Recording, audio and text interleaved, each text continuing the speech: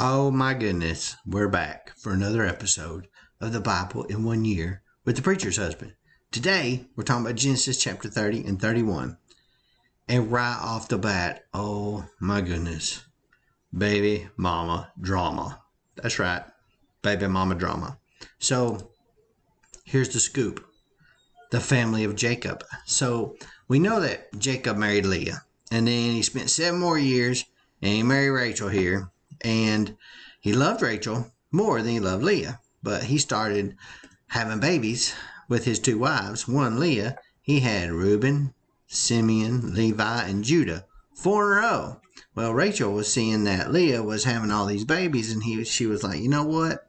I need to be blessed with a kid too. But the only way it's going to happen probably is if I give Jacob my slave, Bilhah. So Rachel gives Bilhah to Jacob and says, take her as your wife and have babies with her, and then I will have the kids, because since she's my slave, her kids are my kids. So he does. And he now has 3 wives. And he has 2 babies with her, Dan and Naphtali. Well, about that time, Leah realized that she couldn't have babies anymore. She was like, oh my goodness, I'm not having any babies. We're still doing what it takes to have babies, but no babies are happening. So this is not good. So I'm going to do what Rachel did, and I'm going to give my slave to Jacob so I can have some more babies with Jacob, because when Zilpah has babies, they're my babies because she's my slave. So now Jacob has wife number 4. And then he has baby number 7, Gad, and baby number 8, Asher. And then guess what happens next? Leah starts having babies again. What? Yep. She has Issachar and Zebulun as sons. And then guess what happens? In verse 22 of chapter 30, this is almost like a Noah story again. Remember when God forgot about Noah, and he's like, Noah, God remembered Noah. Oh yeah, Noah. He's that guy been down there floating around for 150 days. I forgot about him. Well, same thing happens here, chapter 22.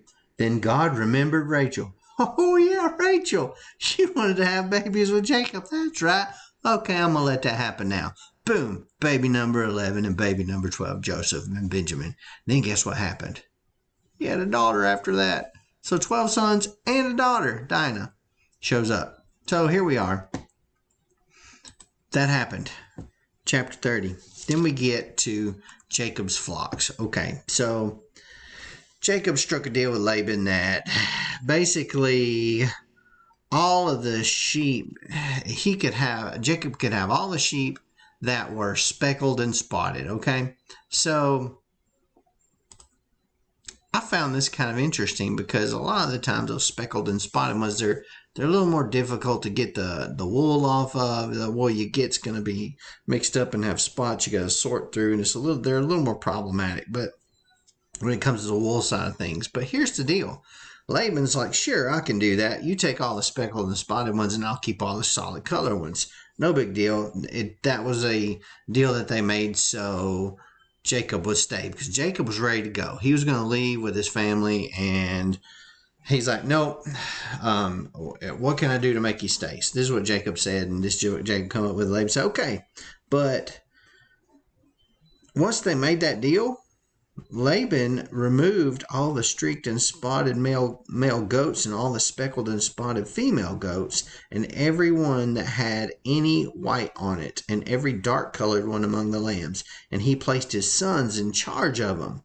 So he puts his sons in charge to go pick up all these spotted ones and take them away. Matter of fact, he carries them like over 50 miles away just so Jacob wouldn't have any. Well, in the meantime, Jacob's trying to build wealth here by doing this, and he's shepherding the rest of Laban's flock. So he was not really aware that Laban had done this to him. So Laban's kind of trying to deceive him again, playing dirty with him. And this is where Jacob, to me, is almost like an Old Testament Donald Trump, because he's he's finding a way no matter what. He's got a good start. He started out a little wealthy and then he lost a little bit of it, but then he's found a way to kind of gain some traction, and now he's got all these kids and wives. He's kind of checkered past somewhat with the thief thing going on, but he's still super smart, right? He's a super smart. He's very shrewd in business, and he had a reason for doing what he was doing, and he decided that he was gonna keep on making money at Laban's expense with this deal, even though Laban had kind of done him wrong. One, he was going to separate the strong animals from the weak ones. He was only going to use the strong ones for breeding purposes. Now, the second thing he did was he set peel branches in the water channels where the sheep bred. And then the third thing he did is he made the flocks face the streaked and completely dark sheep in Laban's flocks. Now, those last two things didn't really make any scientific sense, but they were evidence that he had faith in God. God was on his side. It was very clear that God was for him. And those two things helped him to have more speckled and spotted sheep and goats, whichever ones that were there in the flocks. In places it says lambs and sheep, in other places it says goats, but regardless, he ended up having tons, and he ended up having tons more. So after realizing what's going on with all this, Jacob's like, okay, I'm done. I'm really done with you. Laban's sons were saying that Jacob had taken all of that was his father's and built all this wealth that really belonged to the father, but really they made the deal. They made the deal.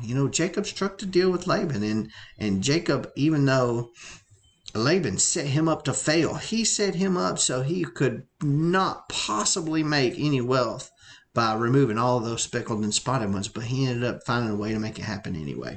He had the art of the deal down to a T, and he figured it out. And Jacob did become very rich, and Jacob basically bailed and left, took his wives, took his kids, took off back home, said, I'm out of here, buddy. So as he was leaving, of course, they're trying to chase him down, and Laban chases him down and catches up to him, and they talk it out, and basically they put a stack of rocks together, they make a deal, and Jacob agrees to stay on this side of the rock. Laban agrees he's not going to chase him any further than this side, and he's going to stay over here, you stay over there, you go do your thing, and things will work out. So tomorrow we're going to read chapter 32 through 34, and we're going to start out where Jacob is on his way home and he's preparing to meet Esau, and he is going to get into an amazing wrestling match that we hear so much about. So I hope this has touched you. If it has, please share it, hit the like button, the subscribe button, and of course click the little jingle bell so you can get notified the next time I upload a video. And I'll see you again tomorrow. Bye.